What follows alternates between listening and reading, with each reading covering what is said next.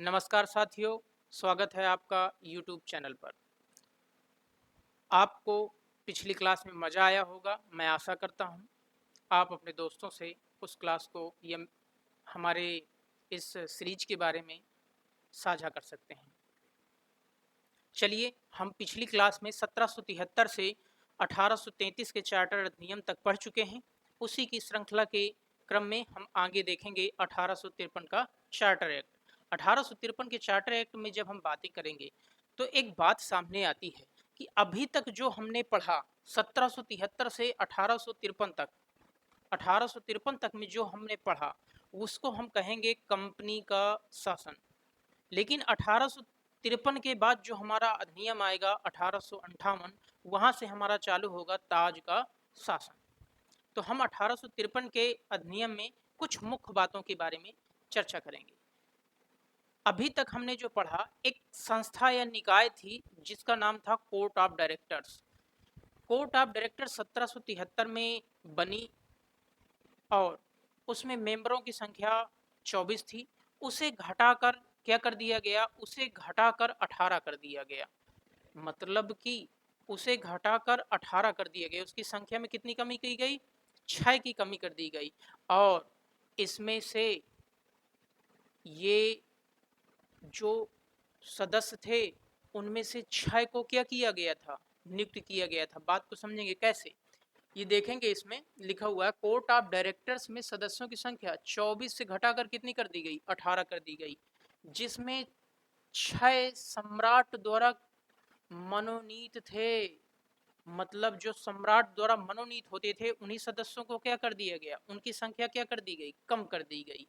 और कम करने के साथ साथ एक दूसरा और प्रावधान लाया गया, जिसमें एक केंद्रीय विधान परिषद क्या बनाई गई? केंद्रीय विधान परिषद। उसमें 6 मेंबरों को क्या किया गया? जोड़ा गया। और जो नई ये संस्था बन रही है, निकाय बन रहा है, जिसको कहा जाता है भारतीय विधान परिषद या केंद्रीय विधान परिषद, इसको मिनी संसद का कार्य दिया गया और इसमें 6 विधान परिषद जोड़े गए। विधान परिषद जोड़े गए, जिसे क्या कहा गया? देखिए, मिनी संसद या विधान परिषद का गठन हुआ। तो पूछा जा सकता है कि भारतीय विधान परिषद या केंद्रीय विधान परिषद का गठन किस एक्ट में हुआ था? तो 1833 के एक्ट में हुआ था। पहली चीज। दूसरी चीज, इस बार इन्होंने क्या किया? पहली बार है किया जा रहा है ये कार्य गवर्नर जनरल की जो परिषद थी, जो गवर्नर जनरल की परिषद थी, उसके विधायी एवं प्रशासनिक कार्यों को अलग अलग किया गया है। क्या किया गया? जो गवर्नर जनरल की परिषद थी उसके कार्यों को अलग अलग किया गया। कौन से कार्य? एक प्रशासनिक और एक विधायी कार्य। जो विधि बनाने वाले और प्रशासनिक कार्यों को अलग अलग कर दिए गए। जब अलग अलग किया जाएगा तो इनके लिए अलग अलग लोगों की जरूरत होगी। तो दो चीजें समझ में आई। पहली चीज, गवर्नर जनरल के जो परिषद थी उसमें विधायी और प्रशासनिक कार्यों को अलग अलग किया गया और एक नई संस्था या एक नया परिषद का गठन किया गया, जिसका नाम दिया गया भारतीय विधान परिषद या केंद्रीय विधान परिषद। ठीक है, इतनी बातें हो गई। अब एक मैंने चर्चा की थी पिछले में 1833 का चार्टर एक्ट। 1833 के चार्टर एक्ट में एक बात कही गई थी कि एक परीक्षा होती थी, सिविल सेवा परीक्षा भारत में, जो अभी तक सिर्फ और सिर्फ कौन देते थे? यूरोपी देते थे। भारतीयों को उसमें प्रवेश नहीं दिया जाता था। लेकिन 1833 में पहली बार प्रयास किया गया कि 1833 के चार्टर एक्ट में इस प्रावधान को शामिल किया जाए कि जो आईसीएस की परीक्षा होती है उसमें भारतीयों को सम्मिलित किया जाए। लेकिन कोर्ट ऑफ डायरेक्टर्स के मेंबरों ने उसका भारी विरोध किया, जिसके चलते वह प्रावधान पास नहीं हो पाया। लेकिन 1853 के चार्टर एक्ट में यह प्रावधान पास हो गया कि भारतीयों को आईसीएस प्रवेश परीक्षा में सम्मिलित होने का मौका दिया जाएगा। और यह क्वेश्चन भी पूछा जाता है कि सर्वप्रथम सिविल सेवकों की परीक्षा हेतु भारतीयों को मौका किस एक्ट में दिया गया था? तो किस में दिया गया था? 1833 के एक्ट में प्रयास किया गया था। 1853 में उन्हें पूर्णतया मौका मिल गया था। जब मौका मिला तो सर्वप्रथम 1853 में मौका मिला और 1863 में पहले आईसीएस भारतीय अधिकारी बने कौन? सत्येंद्र नाथ टैगोर। कब बने? 1863 में। और इसके बाद बने 1871 में सुरेंद्र नाथ बनर्जी। सुरेंद्र नाथ बनर्जी के बारे में कहा जाता है कि इन्होंने इसके पहले 1869 में भी परीक्षा दी थी और पास किए थे, लेकिन एज के चलते इन्हें बाहर कर दिया गया था। और ये क्वेश्चन पूछा जाता है कि सुरेंद्र नाथ बनर्जी को किस वर्ष बर्खास्त कर दिया गया था। ये क्वेश्चन कई बार पूछा गया है कि सुरेंद्र नाथ बनर्जी को किस वर्ष बर्खास्त किया गया था? 1874 में। और कब इन्होंने ज्वाइन किया था? 1871 में। तो यहाँ पे लिखा भी हुआ है 1863 में। 1863 में सत्येंद्र नाथ टैगोर बने थे प्रथम भारतीय जिन्होंने आईसीएस परीक्षा उत्तीर्ण की। और 1871 में कौन बने थे? सुरेंद्र नाथ बनर्जी। और 71 में इन्होंने आईसीएस परीक्षा पास की और 74 में इन्हें क्या कर दिया गया? बर्खास्त कर दिया गया। ठीक है, अब इसके बाद चलते हैं आगे।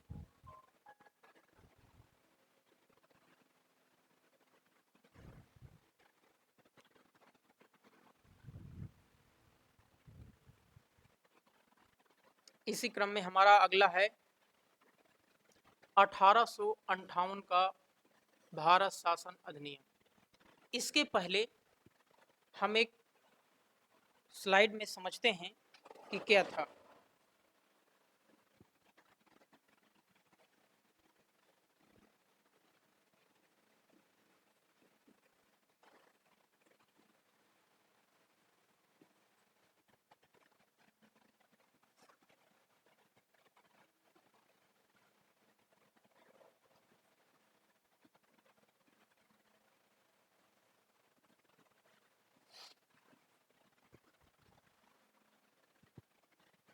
देखिए, यहां से यहां तक जो शासन था, जो अधिनियम बने या चार्टर बने, वो किसके नाम से थे? कंपनी का शासन। इसको क्या कहा जाएगा? कंपनी का शासन। नियम बने 53 तक। कंपनी का शासन कहां से कहां तक था? 1773 से लेके 1857 तक। लेकिन 1858 में इस बीच दौरान कौन सी घटना घटित हो गई? तो इस दौरान 1857 में क्या हो गया? 1857 का विद्रोह हो गया। और जब विद्रोह हो गया, इसके चलते ब्रिटिश संसद को मौका मिल गया कि कंपनी अपने कार्यों को सुचारू रूप से नहीं संचालित कर पा रही है, जिसकी वजह से भारत में क्या हो गया? भारत में भारतीयों के भारत में भारतीयों के अंदर ब्रिटिश के प्रति क्या रोष पैदा हो गया। और जब रोष पैदा हो गया तो उस क्रम में कंपनी को हटाना ही उचित समझा। उस समय के उपरांत क्या किया गया? कंपनी को पूर्ण रूप से हटा दिया गया और कंपनी का शासन समाप्त कर दिया गया। और उसके उपरांत किसका शासन लागू किया गया? ताज का शासन। किसका शासन? ताज का शासन। तो पूछा जा सकता है कि ताज का शासन किस अनुच्छेद किस अधिनियम से किस अनुच्छेद अधिनियम के बीच में है? तो 1800 लेके 1947 के अधिनियम को किसका शासन कहा जाता है? ताज का शासन। और इसके पहले का कंपनी का शासन कहा जाता है। तो उसी क्रम में हम पढ़ेंगे।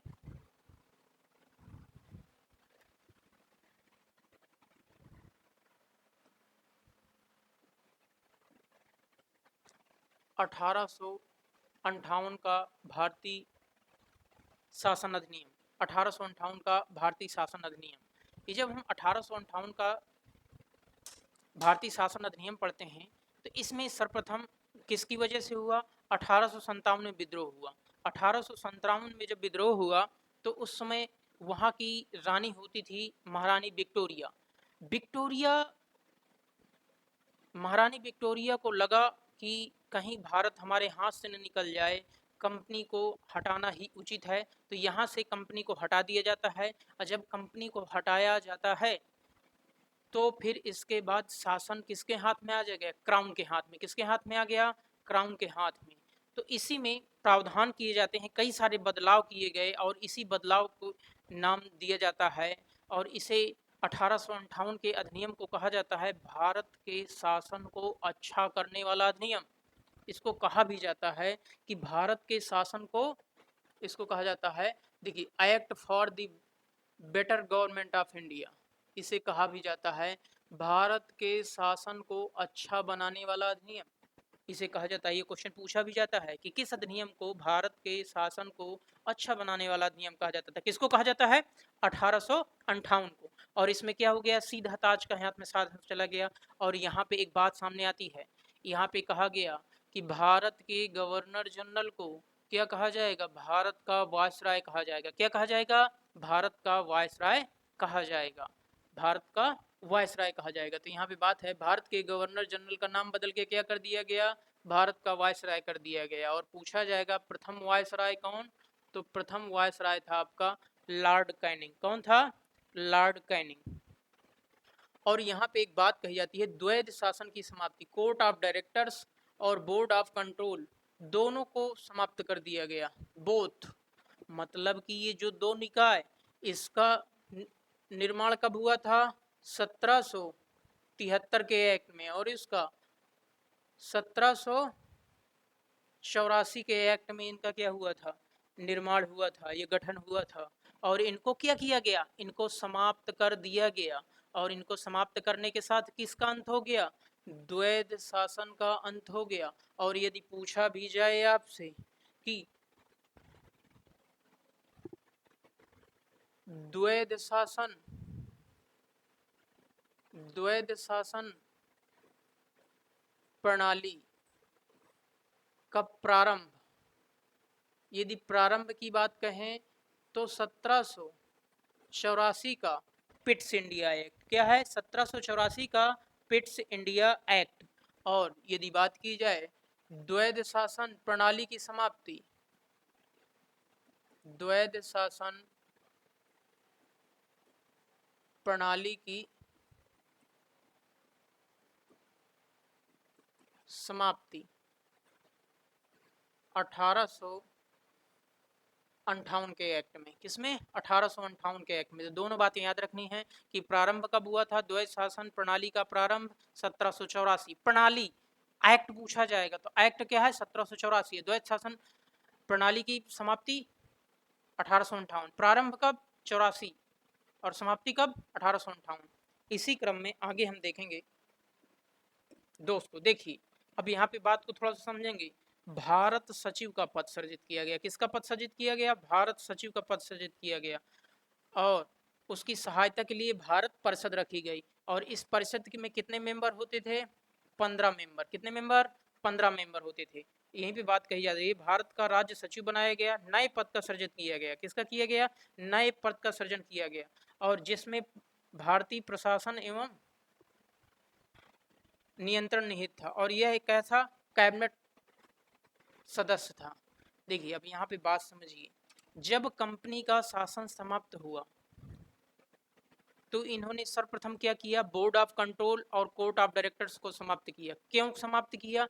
क्योंकि कंपनी के ऊपर नियंत्रण रखने के लिए तो ये दो संस्थाओं का निर्माण किया गया था। अब जब कंपनी ही नहीं है तो ये दोनों संस्थाओं किस काम की? इन दोनों संस्थाओं को क्या कर दिया गया? समाप्त कर दिया गया। और इनकी जगह एक पद लाया गया जिसका नाम दिया गया भारत राज्य सचिव। क्या नाम दिया गया? भारत राज्य सचिव। और इस भारत राज्य सचिव की सहायता के लिए एक पद परिषद सदस्य की सृजित की गई जिसका नाम था भारत परिषद। और इसमें कितने मेंबर होते थे?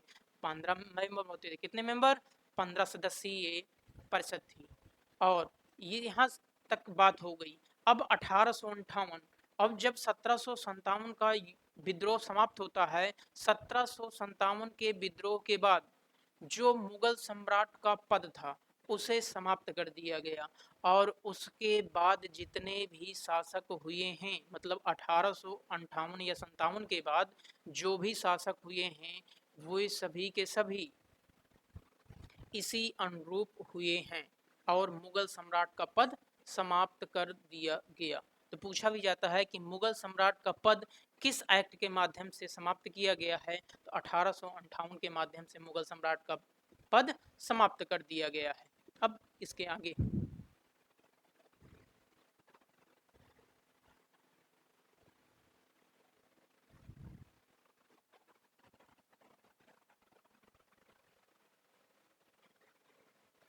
इसके आगे 1861 का 1861 का भारत परिषद अधिनियम, इसमें बात क्या हुई, 3 भारतीय मेंबरों को, किनके 3 भारतीय मेंबरों को क्या किया गया, मनोनीत किया गया, किसमें, विधान परिषद में, किसमें मनोनीत किया गया, विधान परिषद में। और ये कौन से सदस्य थे, गैर सरकारी सदस्य थे। और गैर सरकारी सदस्य होने के नाते इनको कोई भी वेतन वगैरह वगैरह नहीं दिया जाता था, सिर्फ इनको क्या किया गया था, विधान परिषद में शामिल कर लिया गया था। और वे 3 सदस्य कौन से थे, वो 3 सदस्य थे बनारस के राजा, बनारस के राजा ईश्वरी प्रसाद, और दूसरे पटियाला के महाराज नरेंद्र सिंह, और तीसरे सर दिनकर राव।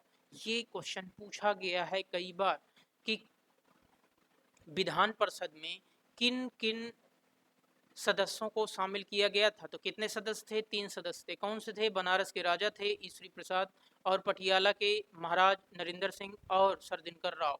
3 मेंबरों को शामिल किया गया था और ये तीनों मेंबर थे।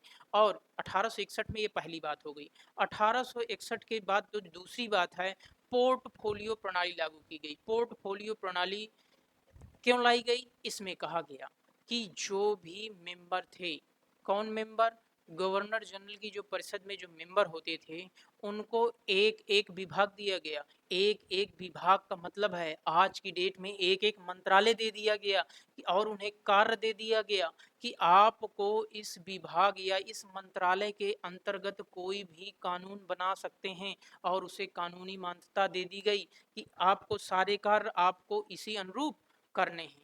ये दूसरा पॉइंट हो गया। पहला पॉइंट, विधान परिषद में 3 मेंबरों को शामिल किया गया, वो कौन थे, बनारस के राजा थे, पटियाला के महाराज थे, और सर दिनकर राव, 3 लोग थे। और इसके बाद पोर्टफोलियो प्रणाली कब लागू हुई, 1861 में।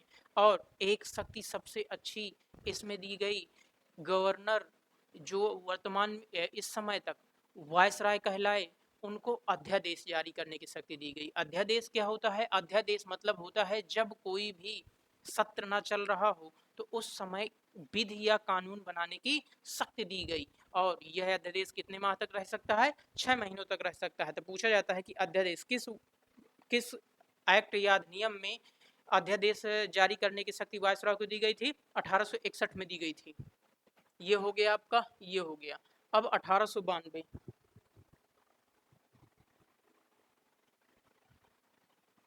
1892 का भारतीय परिषद अधिनियम।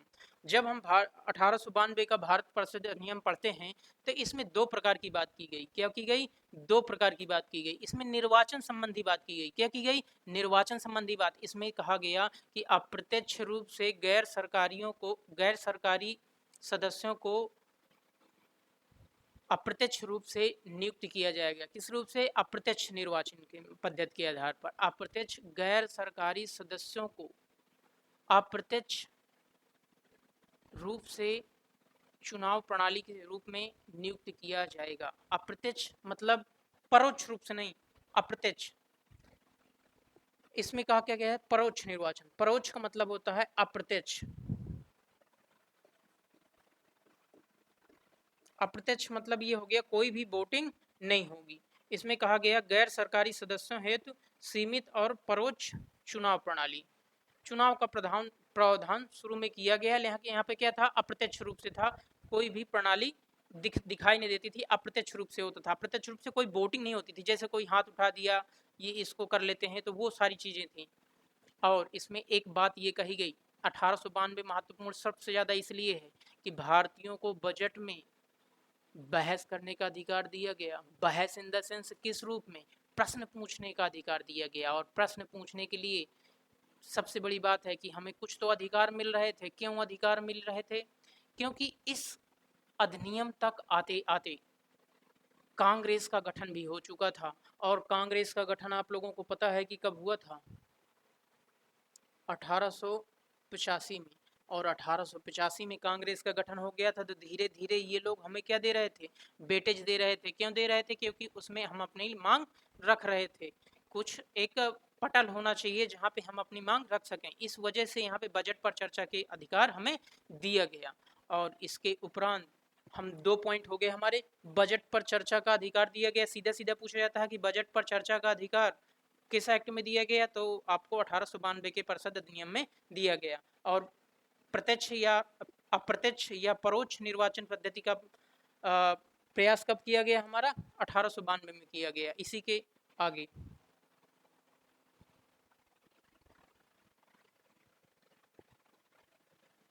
देखिए 1909 1909 का भारत परिषद अधिनियम, इसे एक दूसरे नाम से जाना जाता है मार्ले मिंटो सुधार। किस नाम से जाना जाता है? मार्ले मिंटो सुधार। अब हम यहाँ तक काफी हद तक क्या हो चुके थे, 1909 आ गया और हमें अंग्रेजी का बढ़ावा देने के लिए इन्होंने बात कब की थी? 1813 में बात की थी। 1813 में बात की और यहाँ पे क्या आ गया? 1909 आ गया। तो यहाँ पे धीरे धीरे चीजें क्या हो रही थी? अलग हो रही थी। और 1909 के पहले कुछ घटनाक्रम ऐसे थे जिसमें बहुत ज़्यादा अंग्रेजों को डर लगने लगा, जिस वजह से इन्होंने भारतीयों को और ज़्यादा वेटेज देना शुरू कर दिया। क्यों? क्योंकि इसके पहले एक घटनाक्रम हुआ था, बंगाल विभाजन। ये आप लोग जानते होंगे, बंगाल विभाजन 1906, बंगाल विभाजन। और ये बंगाल विभाजन जब 1906 में बंगाल विभाजन हुआ तो समझने वाली बात है, इन्होंने सोचा कि कुछ गड़बड़ ना हो, इसलिए इन्होंने कई सारी प्रक्रिया की। और यहीं पर क्या हो जाता है, यहीं पर इन्होंने मुस्लिम लीग की स्थापना हो जाती है। और यहीं पर एक बात कही जाती है, स्वदेशी अपनाओ, मुस्लिम लीग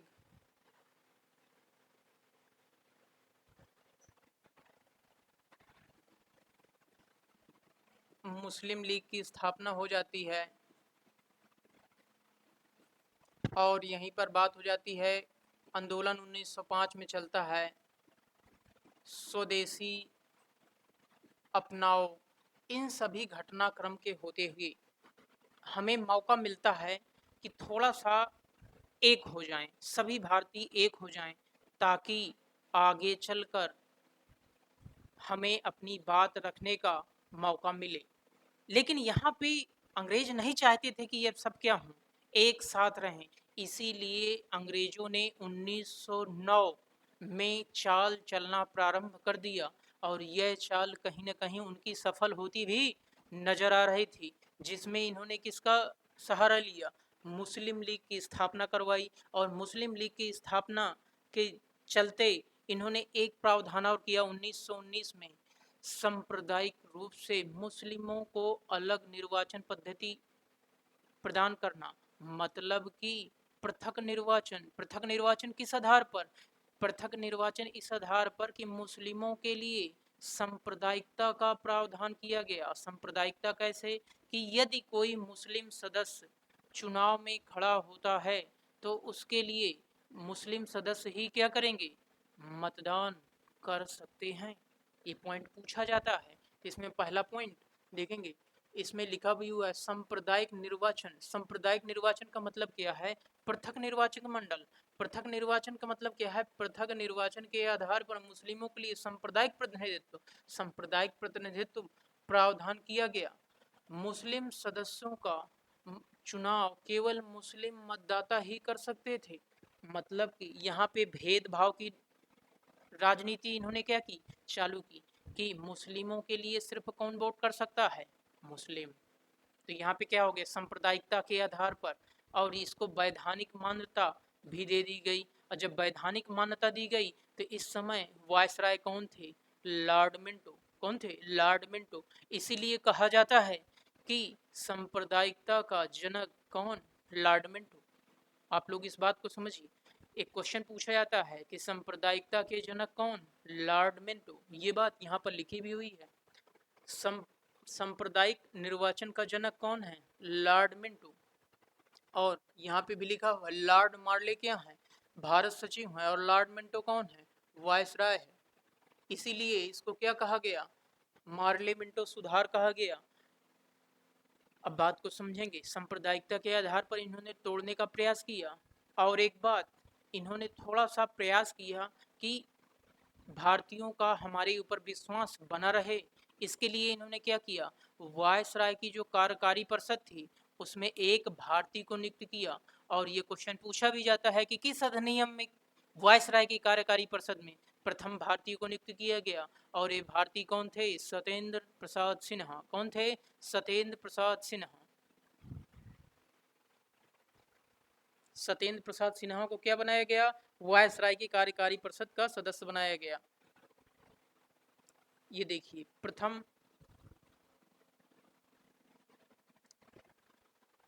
भारतीय बने।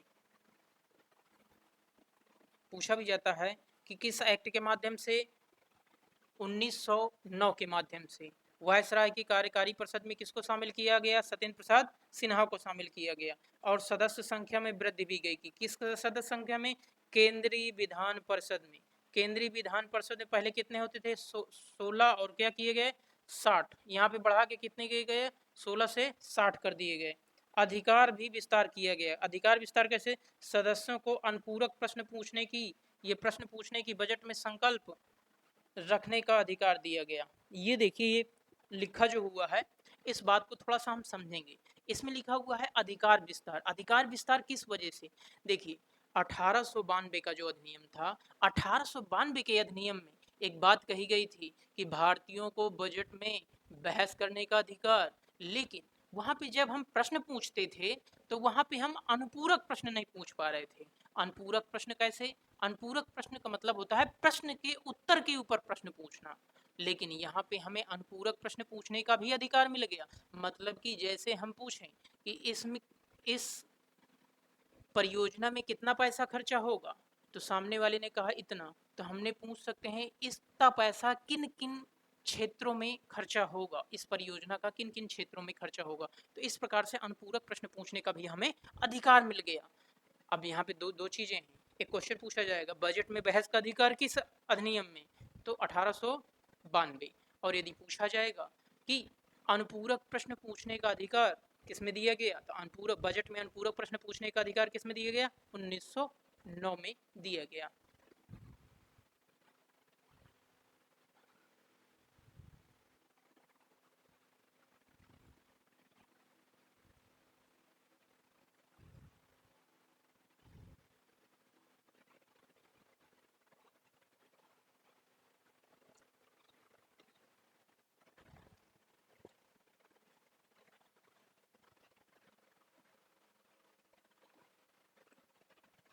अब देखिए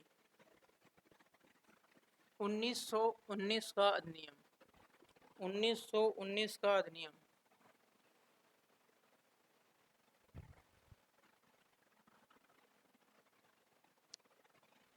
जब हम 1919 का अधिनियम पढ़ते हैं तो यहाँ पे बात समझेंगे। यहाँ पे क्या किया गया, यहाँ पे चीज़ों को बदलाव किया गया। और यहाँ पे सर्वप्रथम यहाँ पे क्या किया गया, यहाँ पे केंद्र, यहाँ पे हम यदि बात करें,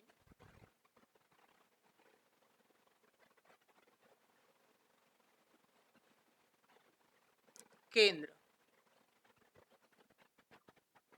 और प्रांत,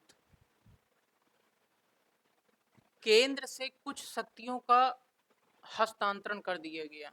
क्या कर दिया गया, हस्तांतरण कह दें, या कुछ प्रांतीय शक्तियां प्रदान की गई, कुछ प्रांतों को शक्तियां प्रदान की गई।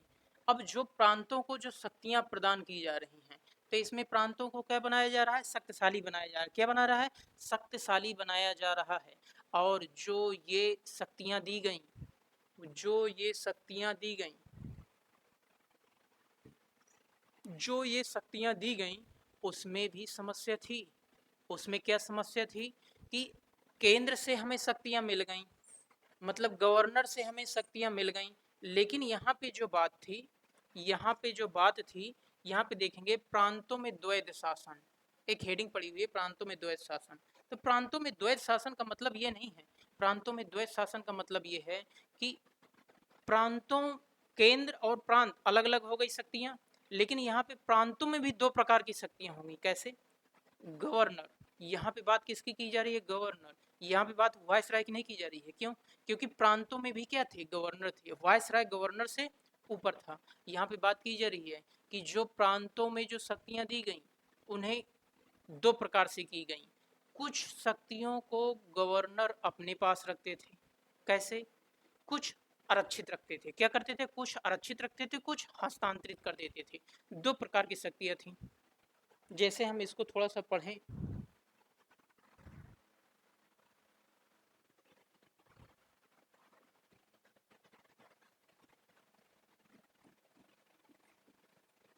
प्रांतीय विषय, विषय कहें या शक्तियां कहें, तो इसमें भी थे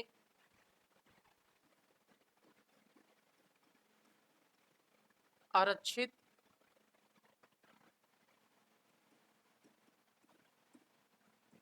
हस्तांतरित। आरक्षित मतलब ऐसे विषय जिन्हें कौन रखता था अपने पास? गवर्नर अपने पास रखता था। ऐसे विषय जिन्हें देसी रियासतों में, देसी रियासतों या प्रांतों में जो देसी रियासतें होती थीं उनके शासकों को दे दिया जाता। क्या दे दिया जाता? उनके शासकों को दे दिया जाता था। और कहा जाता था आपको हमने शक्तियां दे दी। कैसी शक्तियां दे दी? जैसे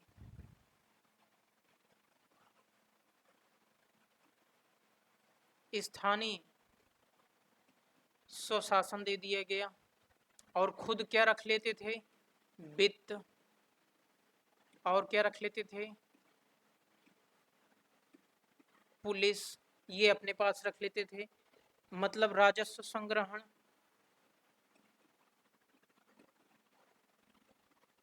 राजस्व संग्रहण अपने पास रख लेते थे। जैसे कृषि इन्हें दे दिया गया, इन्हें दे दिया गया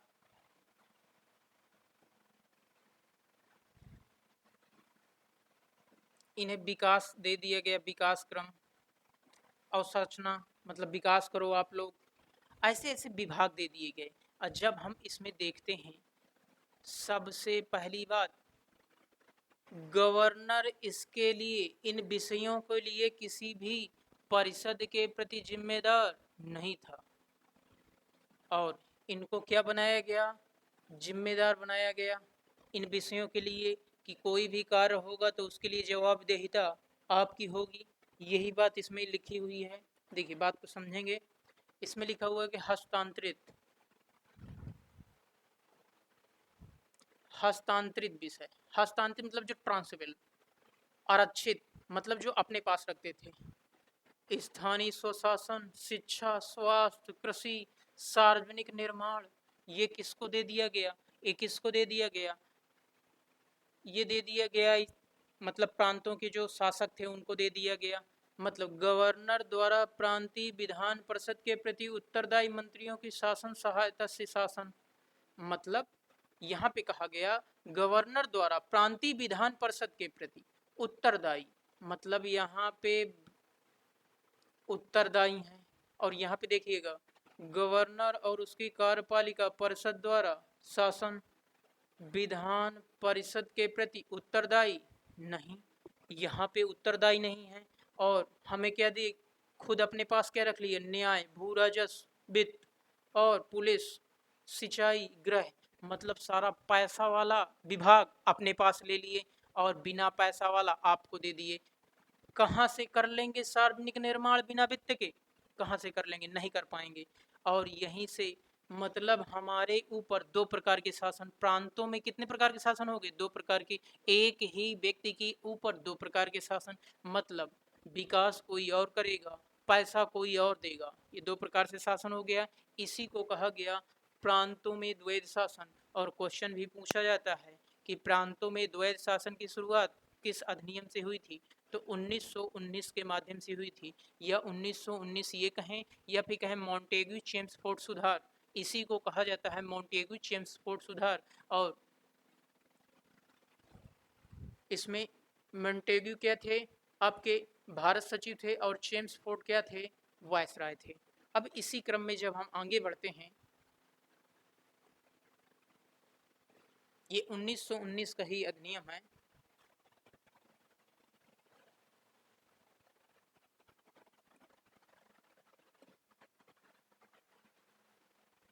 इसमें देखेंगे द्विसदनी व्यवस्था और प्रत्यक्ष निर्वाचन।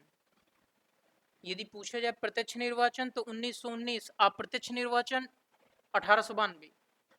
आप लोगों को दोनों बात याद रखनी है, कंपेयर करके हमेशा पढ़ना है। 1892 में क्या था? अप्रत्यक्ष निर्वाचन, और यहाँ पे क्या है? प्रत्यक्ष निर्वाचन। और यहाँ पे क्या है? द्विसदनी व्यवस्था। कैसी? द्विसदनी व्यवस्था।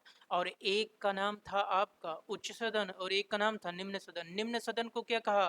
केंद्रीय विधानसभा। और उच्च सदन को क्या कहा? राज्य परिषद कहा। क्या कहा? राज्य परिषद। जैसे आज की डेट में उच्च सदन राज्यसभा, निम्न सदन लोकसभा। तो उस समय 1919 में क्या था? उच्च सदन को राज्य परिषद कहा गया, जिसमें सदस्यों की संख्या कितनी थी? 60 थी। कितनी थी? 60। और उनका कार्यकाल कितना था? 5 वर्षों का था। कितना था? 5 वर्षों का था। और निम्न सदन को क्या कहा गया? केंद्रीय विधानसभा। क्या कहा गया? केंद्रीय विधानसभा। और इसमें कितनी सदस्य संख्या होती थी? 140 और 45। कितनी? 140 और 45। मतलब पहले 140 थी और उसके बाद बढ़ा के 145 कर दी गई। इसका कार्यकाल कितना था? 3 वर्षों का कार्यकाल था। कितना था? 3 वर्षों का कार्यकाल था। इसके बाद जब हम पढ़ते हैं, इसमें दो चीज हो गई। क्या हो गई? पहली उधर हमारा प्रांतों में द्वैत शासन हो गया। दूसरा हो गया द्विसदनी व्यवस्था। पूछा जाएगा द्विसदनी व्यवस्था का प्रारंभ किसमें हुआ था? 1919 में। ठीक है। अब इसमें क्या कहा? अगली बात क्या है? कार्यकारी परिषद में भारतीय, मतलब वायसराय की जो कार्यकारी परिषद है उसमें भारतीयों का होना अनिवार्य कर दिया गया। कैसे? जो वायसराय की जो कार्यकारी परिषद थी, जैसे देखेंगे कार्यकारी परिषद में भारतीय अनिवार्य हो गया। जैसे वायसराय की 6 सदस्यीय परिषद में 3 सदस्यों का भारतीयों का होना क्या कर दिया गया? अनिवार्य कर दिया गया। तो आप यहाँ से सीधे सीधे एक क्वेश्चन ये बनेगा कि किस अधिनियम के द्वारा वायसराय की कार्यकारी परिषद में भारतीयों का होना अनिवार्य कर दिया गया? किसमें? 1919। और सीधे तेजी तेजी रिपीट करेंगे 1919 को। पहला क्या था? पहला था आपका, इसी में पहला था द्विसदनी व्यवस्था। क्या था? द्विसदनी व्यवस्था। और इसके बदले प्रांतों में द्वैत शासन। क्या था? प्रांतों में द्वैत शासन। अब एक बात इसके पहले 1919 वाली हम समझेंगे। 1919 में किया गया था सांप्रदायिकता के आधार पर मुस्लिमों का निर्वाचन क्षेत्र बनाया गया था। मतलब मुस्लिमों को सांप्रदायिकता दी गई थी। सांप्रदायिकता के आधार पर नियम बनाया गया था निर्वाचन का, कि मुस्लिमों को चुनाव, मुस्लिम मतलब मुस्लिम जो मतदाता होगा वो मुस्लिम को ही वोट करेगा। यहाँ पे उसका विस्तार कर दिया गया। और उसका विस्तार इस हद तक किया गया कि पृथक निर्वाचन सिखों, भारतीय ईसाइयों एवं आंग्ल भारतीयों को बनाया गया। आंग्ल भारतीयों को बनाया गया और यूरोपियों को भी दे दिया गया। तो आपसे पूछा जाएगा कि मुस्लिम को पृथक निर्वाचन किसमें? 1919 सॉरी 1909 मुस्लिमों को। अब यदि पूछा जाएगा कि सिख, भारतीय ईसाई और आंग्ल भारतीय और यूरोपियों को सांप्रदायिकता के आधार पर निर्वाचन व्यवस्था किस अधिनियम में? तो 1919। ठीक है, 1919। तो इसमें आगे देखेंगे सांप्रदायिकता विस्तार, पृथक निर्वाचन सिखों, भारतीयों और आंग्ल भारतीयों और यूरोपियों। आंग्ल भारतीय वे भारतीय थे जो आंग्ल भारतीय, यहाँ पे लिखा हुआ आंग्ल भारतीय। अंग्रेज और भारतीय मतलब ऐसे अंग्रेज जो भारत में आके बस गए थे और यहीं के हो गए थे, उन्हें हम क्या कह देते हैं? आंग्ल भारतीय। अब यहाँ पे एक प्रावधान और किया गया 1919 के अधिनियम में, केंद्रीय लोक सेवा आयोग। क्या कहा गया? केंद्रीय लोक सेवा आयोग का गठन किया गया। और केंद्रीय लोक सेवा आयोग का गठन किस आयोग की सिफारिश से किया गया था? तो ली कमीशन। किसके सिफारिश की गई थी? ली कमीशन। तो ली कमीशन के आधार पर केंद्रीय लोक सेवा आयोग, लोक सेवा आयोग का गठन कब हुआ? 1926 में। किसकी सिफारिश से? ली आयोग की सिफारिश से 1926 में इसका क्या किया गया? गठन किया गया। और यहाँ पे अगला पॉइंट है बजट पृथक्करण। बजट पृथक्करण मतलब केंद्रीय बजट से राज्यों का बजट अलग। मतलब यहाँ से पूछा जाता है बजट पृथक्करण का प्रावधान किस अधिनियम में था? तो 1919 के अधिनियम में था। ठीक है। और यहाँ पे एक बात और कही गई, नरेश मंडल, यहाँ पे लिखा हुआ नरेश मंडल, ये क्या है? नरेंद्र मंडल। क्या है? Narendra Mandal. Chamber of princes, chamber of princes, तो पूछा जाता है चेंबर ऑफ प्रिंसेस क्या है? चेंबर ऑफ प्रिंसेस, इसका मेंबर की स्ट्रेंथ थी 120। कितनी थी? इस कितने सदस्य होते थे? 120 सदस्य होते थे। इसमें आपको एक बात याद रखनी होगी कि इसमें कितने सदस्य थे? 120 सदस्य होते थे। और 120 सदस्य में कौन सदस्य थे? ये देसी रियासतों के राजा और उनके राजकुमार। इनका ऐसा एक पटल था जिसमें ये लोग सारे लोग इकट्ठा होते थे और अपनी बात को रखते थे, तो उसी को नाम दे गए चैम्बर ऑफ प्रिंसेस। तो इसका गठन किस अधिनियम में हुआ था? 1919 के अधिनियम में हुआ था।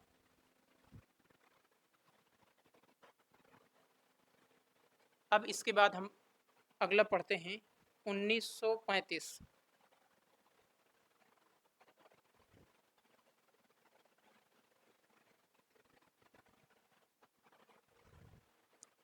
1935 का अधिनियम देखिए, 1935 वाले में कहा पूर्ण उत्तरदायी सरकार के गठन में मील का पत्थर। पूर्ण उत्तरदायी सरकार के, पूर्ण उत्तरदायी सरकार के गठन में मील का पत्थर। इसमें कुल कितनी धाराएं थीं? 321। और कितनी अनुसूचियां थीं? 10। मतलब यदि पूछा जाए आपसे कि भारत शासन अधिनियम 1935 में कितनी धाराएं? 321। कितनी अनुसूचियां? 10। इसमें क्या किया गया? इसमें जो अखिल भारतीय संघ की शक्तियों का विभाजन किया गया, जो हमारे संघ बनाए थे ये लोग, इन्होंने क्या किया? शक्तियों का बंटवारा किया। और शक्तियों का जो बंटवारा किया उसमें कितनी भागों में किया? 3 भागों में किया। कितने भागों में? 3 भागों में। संघ सूची, प्रांतीय सूची और समवर्ती सूची।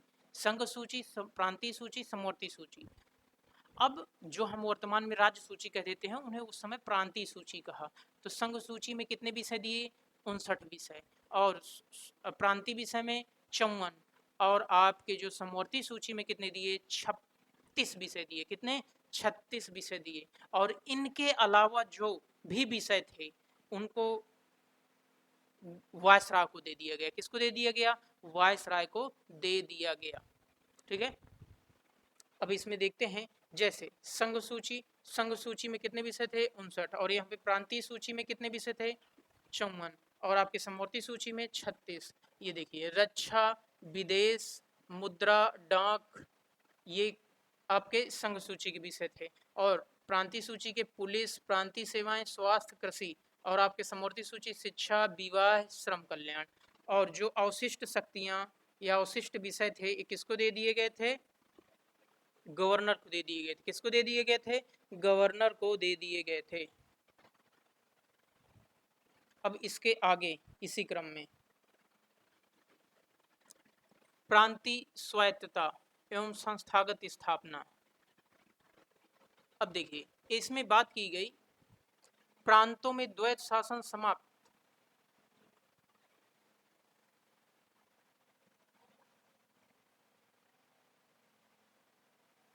यहाँ पे क्या कहा गया है? प्रांतों में द्वैत शासन समाप्त कर स्वायत्त शासन की शुरुआत की। किसकी शुरुआत की? स्वायत्त शासन की। मतलब यदि पूछा जाए प्रांतों में द्वैत शासन की शुरुआत कब? 1919। और समाप्ति कब? 1935 में। अब इसके बाद केंद्र शासन में द्वैत शासन की क्या हो गया? प्रावधान किया गया। तो यदि पूछा जाए प्रांतों में द्वैत शासन की शुरुआत कब? प्रांतों में, तो 1919। और प्रांतों में द्वैत शासन की समाप्ति कब? 1935। और केंद्र में द्वैत शासन का प्रारंभ कब? 1935। केंद्र में प्रारंभ हुआ, प्रांतों में समाप्त हुआ। अब इसके आगे हम बात करेंगे द्विसदनीय व्यवस्था। द्विसदनीय व्यवस्था 11 में से 6 प्रांतों में द्विसदनीय व्यवस्था का प्रावधान किया गया। द्विसदनीय मतलब अभी तक आपने एक चीज पढ़ी थी कि केंद्र में द्विसदन, केंद्र में 2 सदन होते थे। ठीक है। अब यहाँ पे बात 1935 में किसकी बात हो रही है? प्रांतों की बात हो रही है कि प्रांतों में 2 सदन होंगे। और जो 11 प्रांत थे, 11 प्रांतों में कितने प्रांतों में 2 सदनीय व्यवस्था लागू की गई? 6। कितने? 6। और ये कौन कौन से थे? बंगाल, मद्रास, बंबई और आपका संयुक्त यूपी, संयुक्त प्रांत उत्तर प्रदेश जो वर्तमान में है, संयुक्त प्रांत और बिहार और आपका असम, ये 6 थे आपके। ये तो यहाँ पे लिखे हुए हैं, बंगाल, मद्रास, बम्बई, बिहार, असम और संयुक्त प्रांत यूपी। अब इसके अगले क्रम में आपका आरबीआई की स्थापना और संघीय न्यायालय की स्थापना। तो यहाँ पे बात करते हैं आरबीआई। पूछा जाता है कि आरबीआई की स्थापना किस एक्ट के माध्यम से हुई थी। जब पूछा जाए एक्ट तो 1935, लेकिन एक पूछा जाता है कि किस आरबीआई अधिनियम के तहत हुई थी, तो आरबीआई 1934, आरबीआई एक्ट 1934। तो इसमें यही बात कही गई है कि आरबीआई की स्थापना कब होती है, 1 अप्रैल 1935। कब होती है, 1 अप्रैल 1935। और इसका मुख्यालय कहाँ है, मुंबई में। और इसको 1 जनवरी 1949 को क्या कर दिया गया, इसको राष्ट्रीयकरण कर दिया गया। और इसके प्रथम गवर्नर कौन थे, सर ऑसबोर्न स्मिथ थे। और इसके प्रथम भारतीय गवर्नर कौन बने, सीडी देशमुख। कौन बने, सीडी देशमुख। अब आगे बात, संघीय न्यायालय। संघीय न्यायालय की स्थापना कब हुई, संघीय न्यायालय की स्थापना हुई 1 अक्टूबर 1937 को। और इसका मुख्यालय कहाँ है, दिल्ली में। याद रखिएगा, पूछा जाए संघीय न्यायालय की स्थापना किस अधिनियम से, 1935। अब पूछा जाए आरबीआई की स्थापना किस अधिनियम से, 1935 के अधिनियम से। ठीक है। अब यदि बात की जाए, प्रथम मुख्य न्यायाधीश सर मॉरिस गोयर। कौन थे, सर मॉरिस गोयर थे, सर मॉरिस गोयर। और 28 जनवरी 1950 को सर्वोच्च न्यायालय बन गया। भारतीय प्रथम भारतीय सीजीआई एच जे कानिया। कौन थे, एच जे कानिया। मतलब कि 28 जनवरी 1950 को ये जो संघीय न्यायालय था क्या बन गया, सर्वोच्च न्यायालय बन गया। और ये जो संघीय न्यायालय है इसकी स्थापना कब हुई थी, 1 अक्टूबर 1937 को। और किस अधिनियम के द्वारा, 1935 के अधिनियम के द्वारा। और यहाँ पे देखिए एक बात कही गई, यहाँ पे लोक सेवा आयोग, मतलब यहाँ पे प्रांतीय लोक सेवा आयोग का गठन की बात की जा रही है। किसकी बात की रही है, प्रांतीय लोक सेवा आयोग की बात की जा रही है। ये एग्जाम्पल हैं आपके, ये प्रांतीय लोक सेवा आयोग। और यदि पूछा जाए लोक सेवा आयोग, संघ लोक सेवा आयोग, तो वो आपका क्या था, 1919, जो कब, 1926 में। तो यहाँ पे प्रांतों के बारे में बात कही गई है। 1858 में स्थापित भारत परिषद को क्या कर दिया गया, समाप्त कर दिया गया। ये कौन सी भारत परिषद थी, ये जो भारत राज्य सचिव की सहायता के लिए 15 सदस्य बनाई गई थी, उसे क्या कर दिया गया, समाप्त कर दिया गया। क्या कर दिया गया, समाप्त कर दिया गया।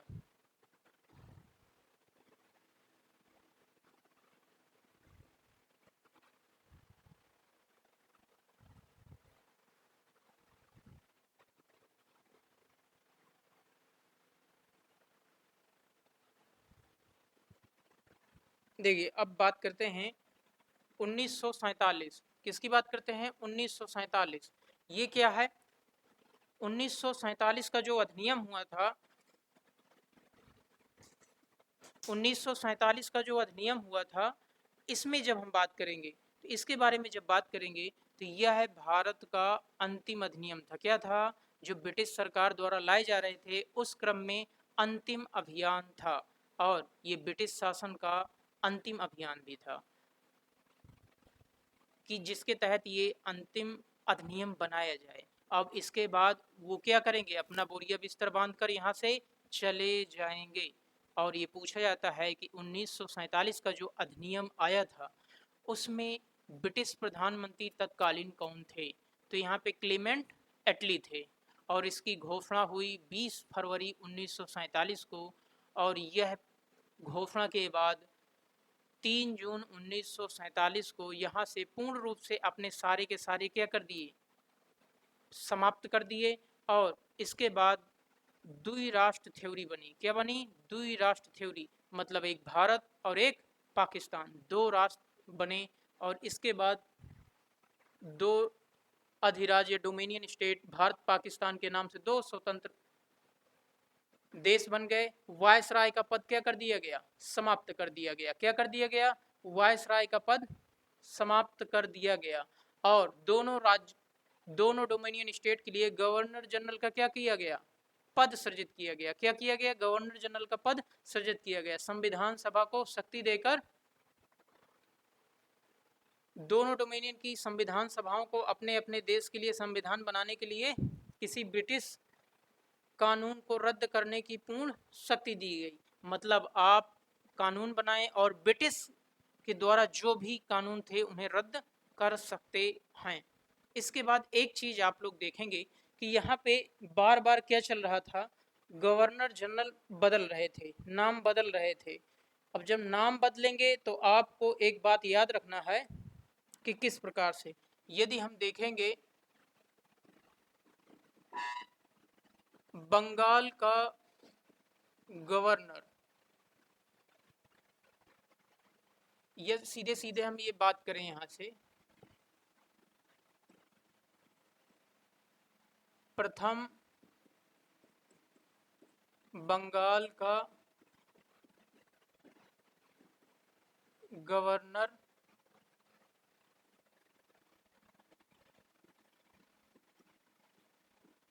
अंतिम बंगाल का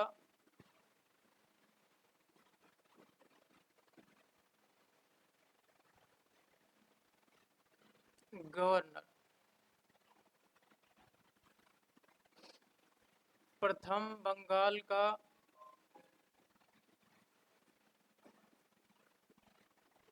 गवर्नर जनरल, अंतिम बंगाल का गवर्नर जनरल, प्रथम भारत का गवर्नर जनरल, अंतिम भारत का गवर्नर जनरल, प्रथम भारत का वायसराय,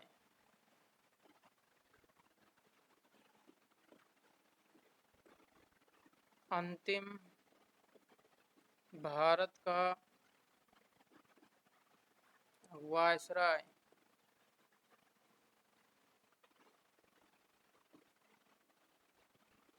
प्रथम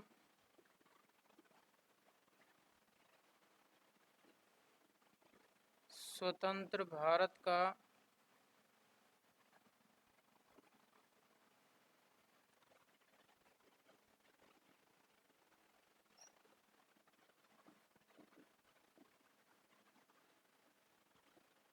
स्वतंत्र भारत का प्रथम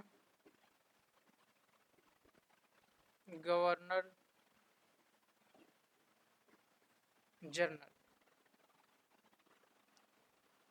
और एक पूछा जाता है स्वतंत्र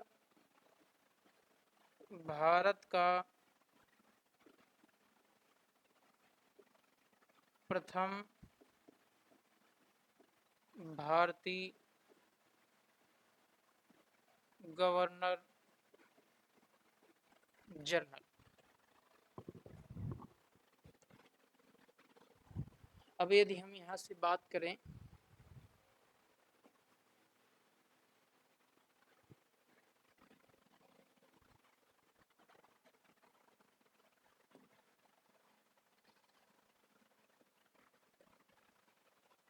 तो यहाँ पे प्रथम भारतीय लिखा हुआ है, क्या लिखा हुआ है, प्रथम भारतीय। तो यहाँ पे क्या होंगे, सी राज गोपालाचारी,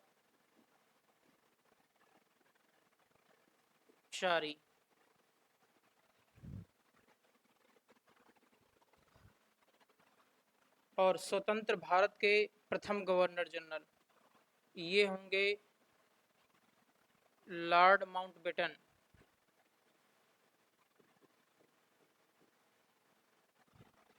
और ये अंतिम भारत के वायसराय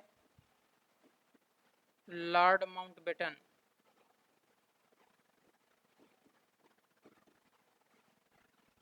भारत का प्रथम वायसराय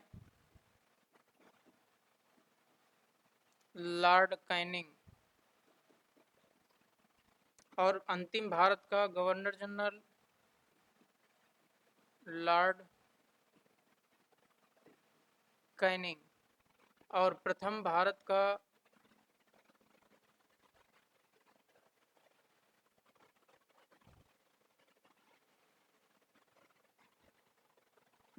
प्रथम भारत का वायसराय ए गवर्नर जनरल, तो ये होंगे आपके, ये कैनिंग हो गए।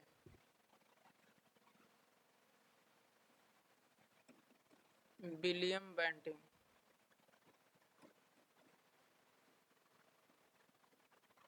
और अंतिम बंगाल के गवर्नर जनरल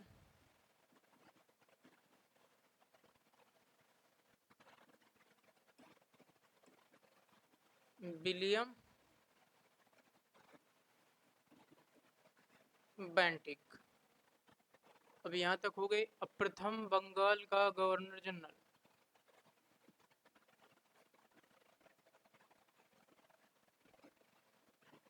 वारेन हेस्टिंगस। और अंतिम बंगाल के गवर्नर जनरल वारेन